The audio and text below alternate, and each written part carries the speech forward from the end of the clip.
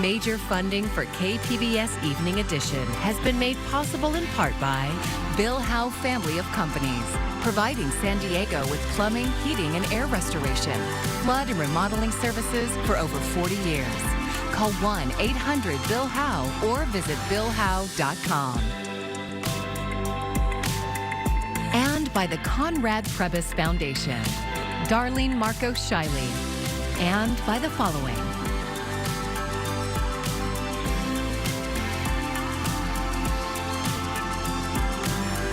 And by viewers like you. Thank you.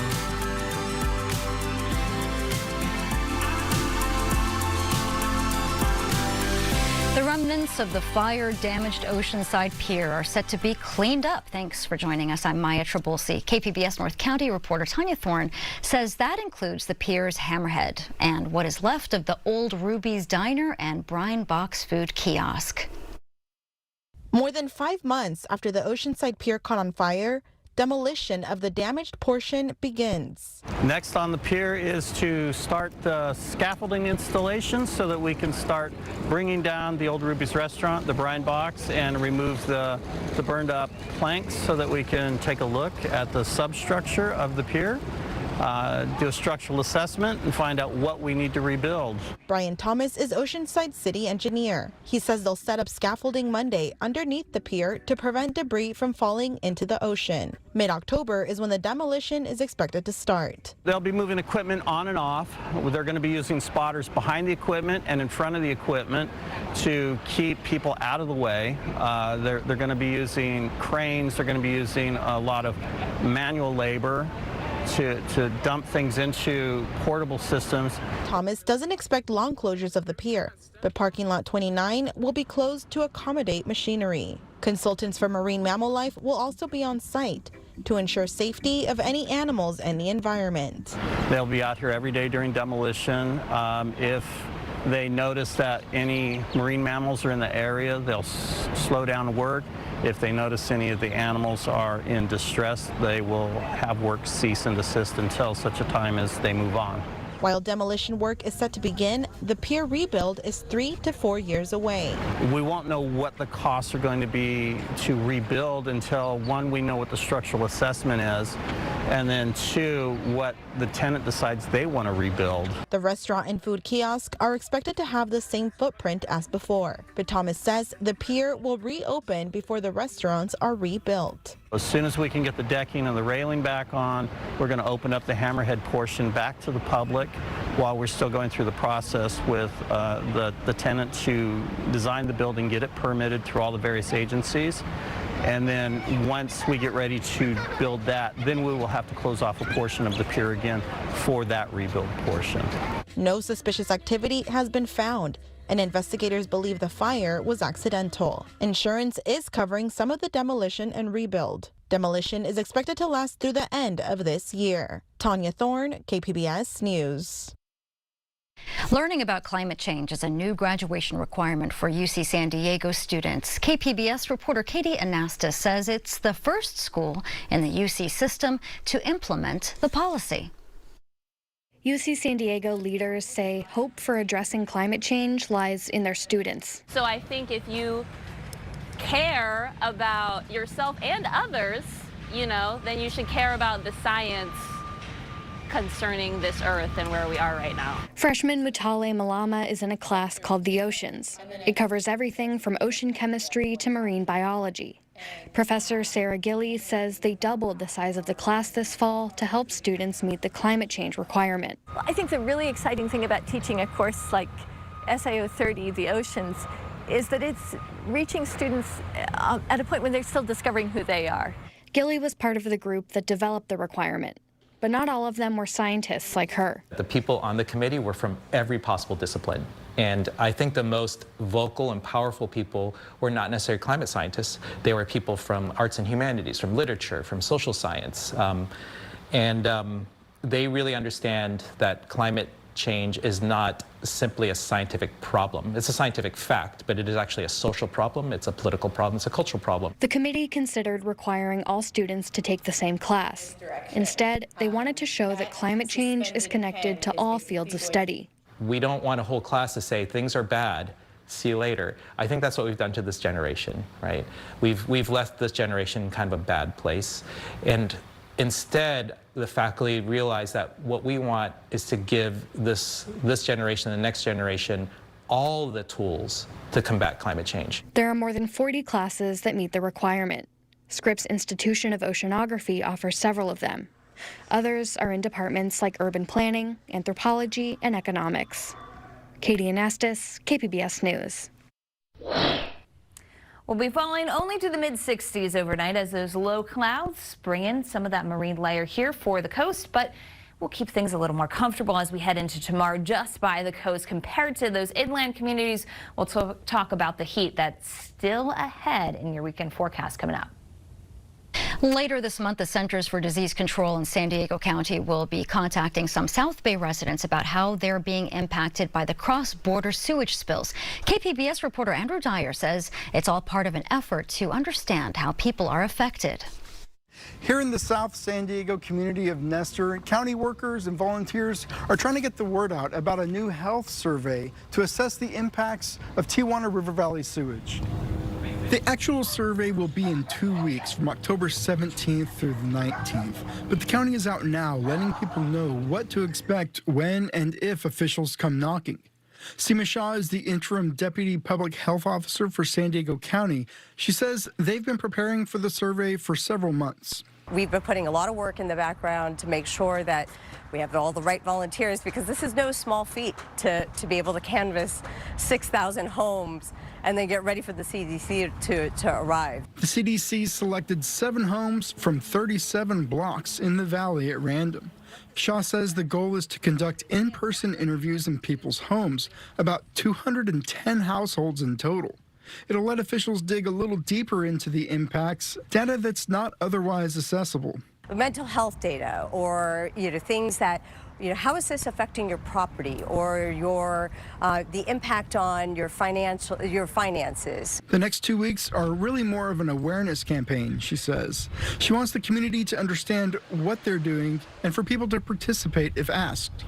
The county says the data will help inform decisions and allocate local and federal resources in the ongoing effort to deal with the problem. Andrew Dyer, KPBS News.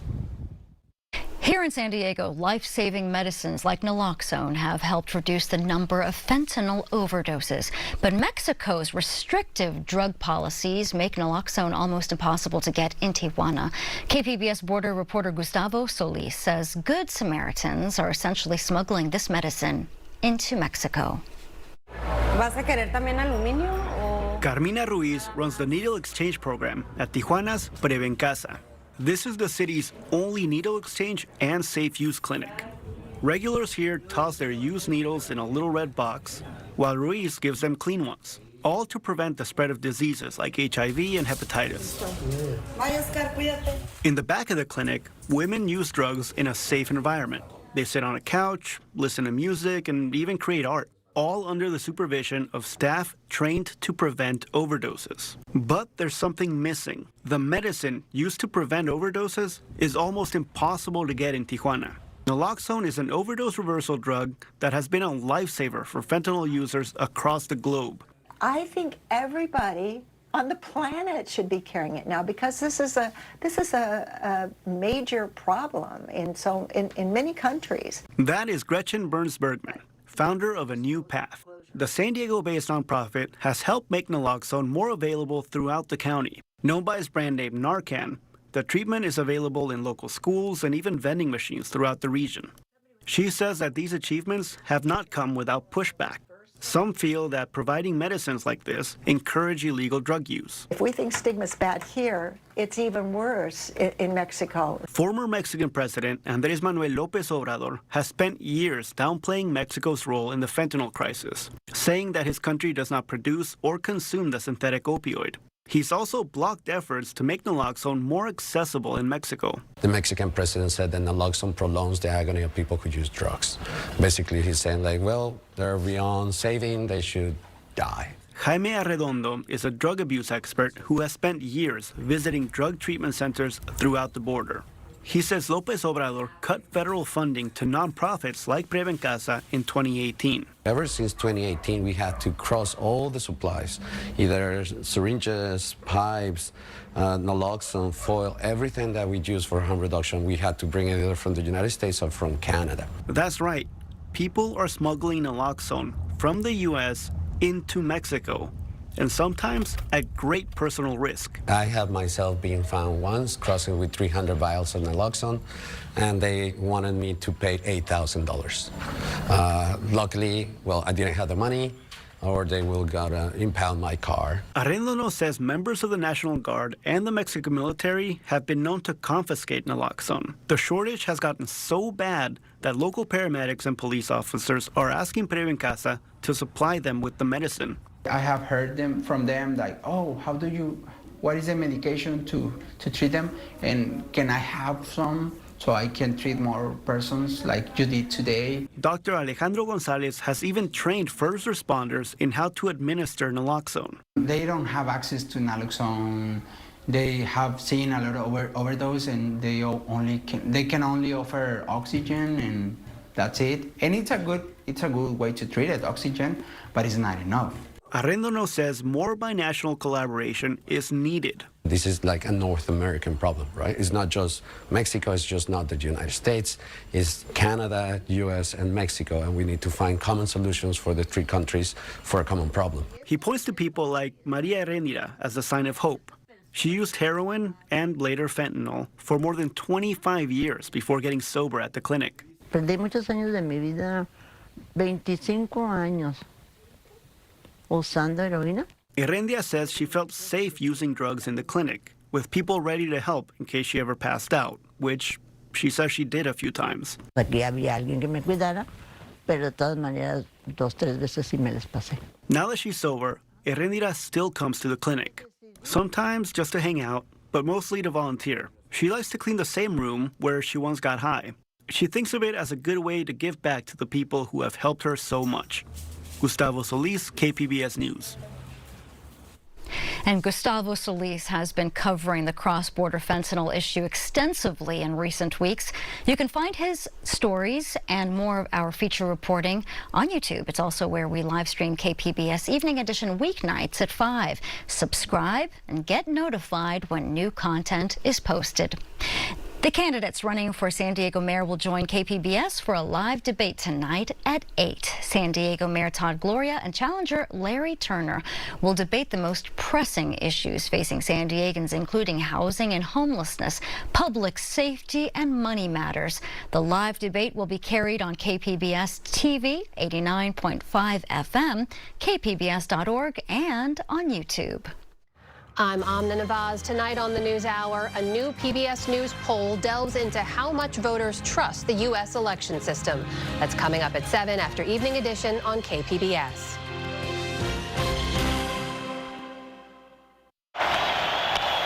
Darno, it's popped up, it's playable, careful. Both go out, it's caught by Higashioka, the game's over. And the Padres win it. They will meet the Dodgers in the division series. That's right. There will be more playoff baseball in the gas lamp. The Padres made sure of it last night, closing out their wild card series with the Atlanta Braves. They'll go into the series against the Dodgers with confidence. The Padres were the better team in the regular season, winning 8 of their 13 games. And here is how the schedule looks for the next round. The Padres have a couple of days off before games 1 and 2 this weekend in Los Angeles. Game 1 starts at 5:30 and will air on Fox Sports 1. Petco Park will host Game 3 on Tuesday and Game 4 Wednesday if necessary. Start times have not yet been announced. Game 5 will be, if necessary, will be at Dodger Stadium. And the winner will advance to the National League Championship Series, the last step before the World Series. Just last weekend, the annual air show was held at Miramar. A similar event begins tomorrow in Orange County, but this time around the jets will be flying near wildlife on the coast. Michelle Gillet tells us about the environmental concerns. An Air Force Thunderbird roars over the environmentally sensitive Bolsa Chica Ecological Reserve in preparation for Friday's Pacific Air Show in Huntington Beach. Fourth flyover.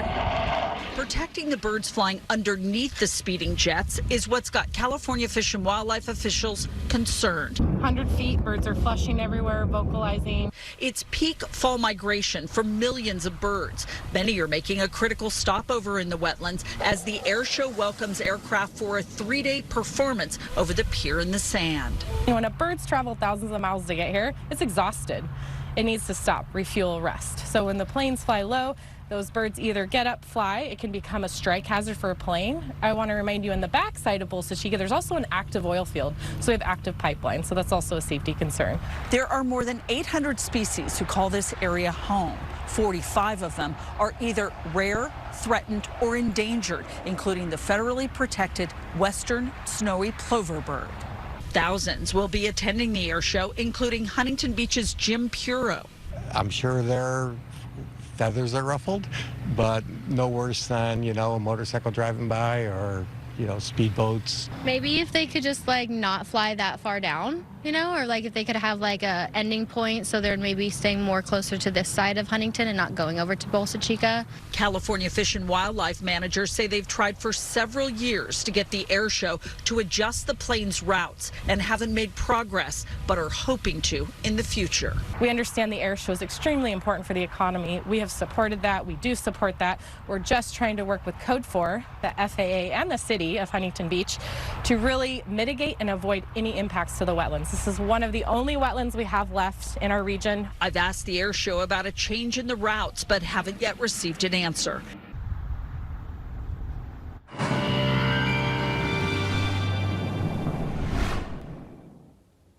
I wish I could bring better news for those that are tired of the heat. We've got more of it on tap as we go through the upcoming days. If you're looking for maybe just a sign of some relief, we've got a slightly deeper marine layer as we head in through tomorrow morning. And that just means that for those of us that encountered some fog for Thursday morning, especially towards those higher elevations just outside of I-5, you might encounter, or you're likely to encounter that again tomorrow morning, and maybe a few more spots will pick up on that. Overall, though, the heat sticks around for us, and it is very slow that we find any of those numbers going down. Even into late next week, a lot of locations inland will still be near or even above historical average.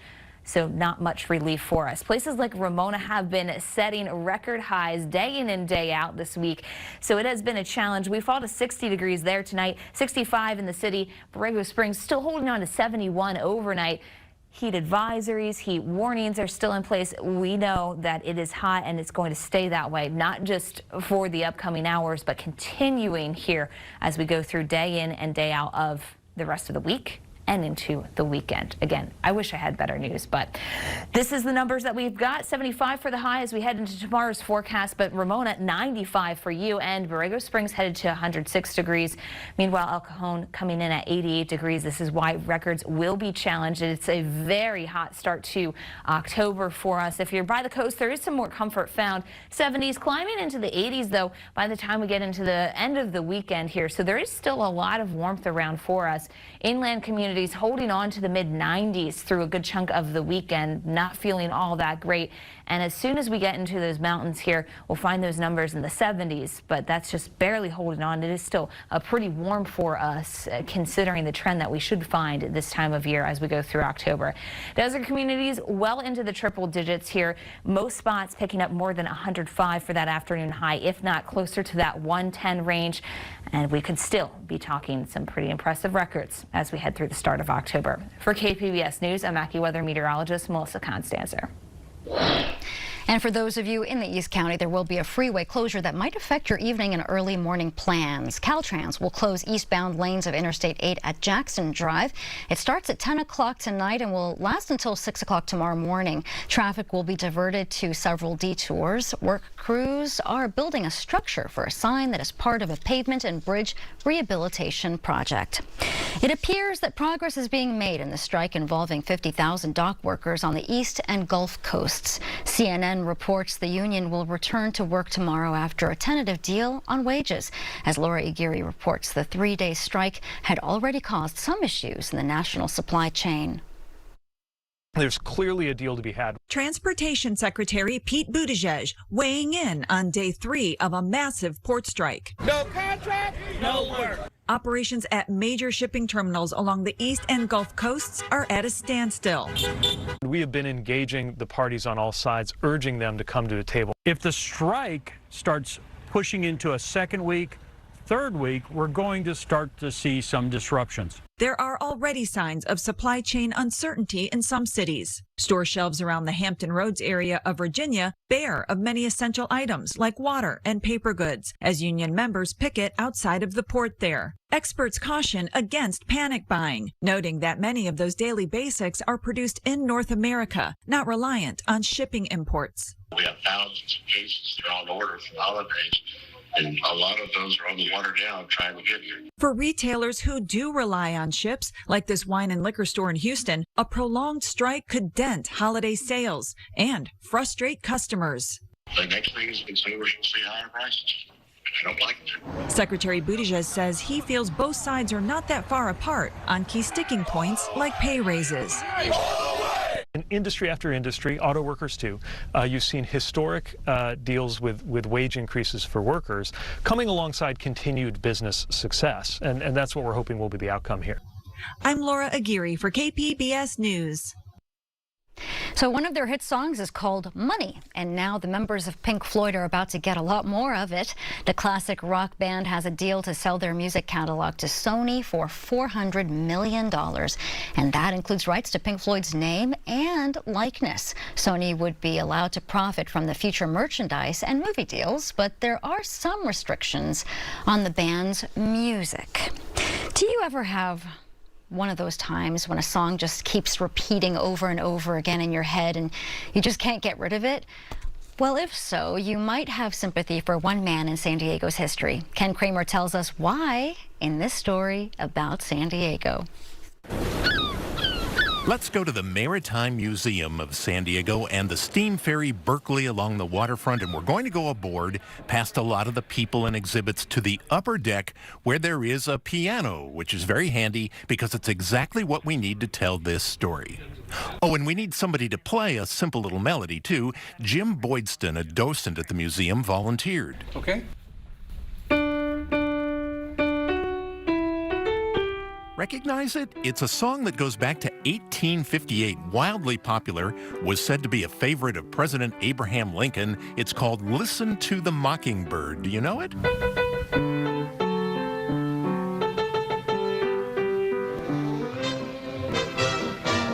Maybe you remember it from the Heckle and Jekyll cartoons that came along a century later. They were always playing Listen to the Mockingbird.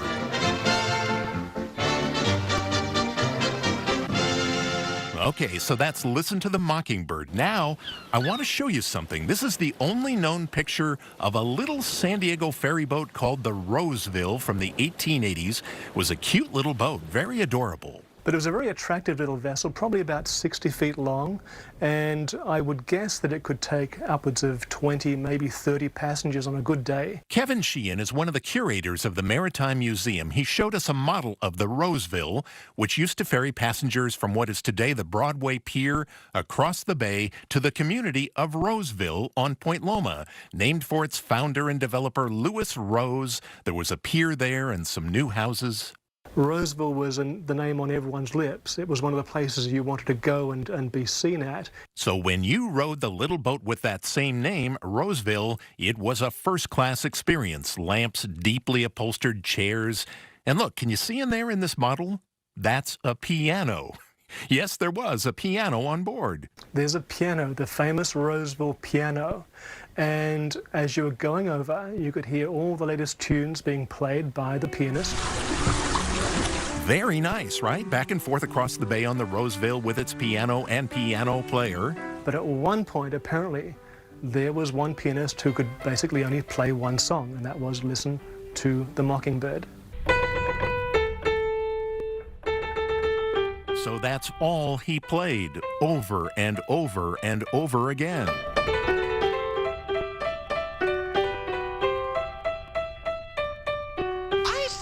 I wish we were out of here. And so the engineer, the guy who was down in the engine room, that was all he heard day in, day out.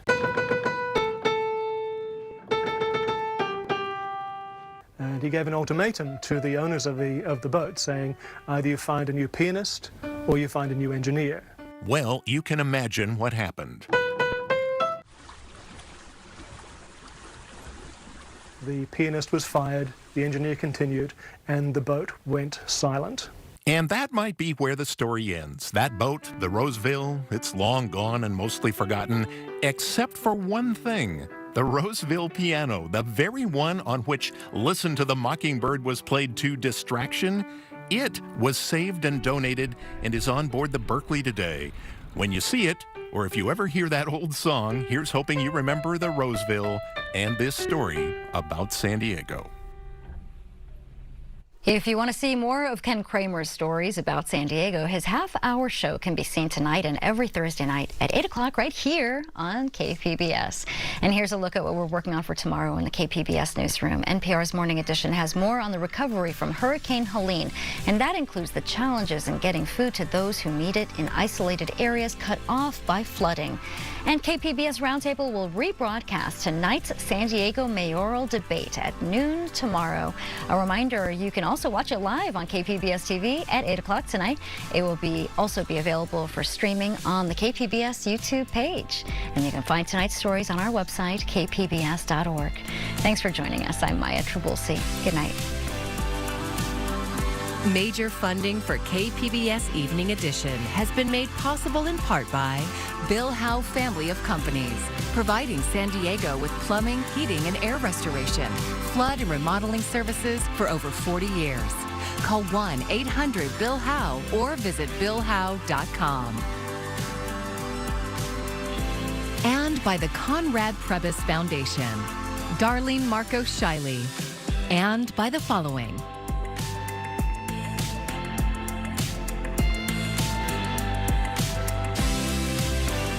and by viewers like you. Thank you.